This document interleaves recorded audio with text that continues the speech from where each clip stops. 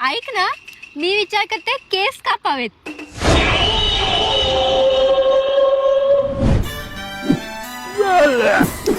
बोला मॅडम, कोणता कट करू? शाकाल, गजनी, कांचा, चिनाकी, टकलू, हैवान.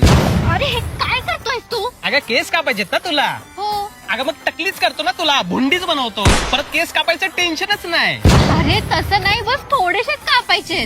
थोडे थोडे थोडे हो थोडे. अगं असं थोडे थोडे करून आहे ना माझ्या आकांक्षाला घोडे लावशील तू. आकांक्षा ही कोण आहे? अगं म्हणजे माझ्या मनातल्या इच्छा आकांक्षांना घोडे लावशील. म्हणजे म्हणजे वाघाचे पंजे, कुत्र्याचे कान आणि आफ्रिदीच्या आईची. अरे! म्हणजे आफ्रिदीच्या आईच्या गावातनं मी जडीबुटीचं तेल आणलं होतं तुझ्या केसांच्या वाढीसाठी, आणि तू केस कापायच्या गोष्टी करतेस. अगं माझी इच्छा असते तुझ्या केसांमध्ये गजरा माळावा, तू छान छान हेअरस्टाईल करावी, मी तुला क्यूट क्यूट खेकडे गिफ्ट करावे.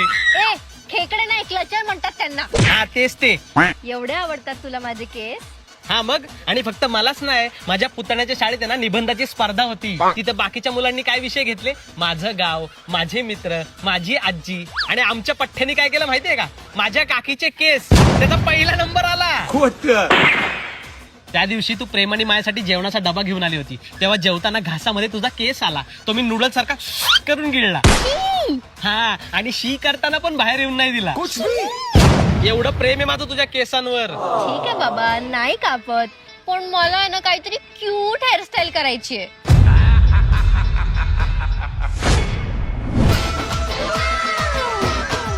आता कसं माझ्या गोजीरवाण्या बाळाला क्यूट क्यूट हेअरस्टाईल गोड गोड दिसतीये. मग आता मला डॉक्टर आणि वॉटर बॉटल पण घेऊन दे ना. हो देतो ना, पण आधी पप्पी देत चल.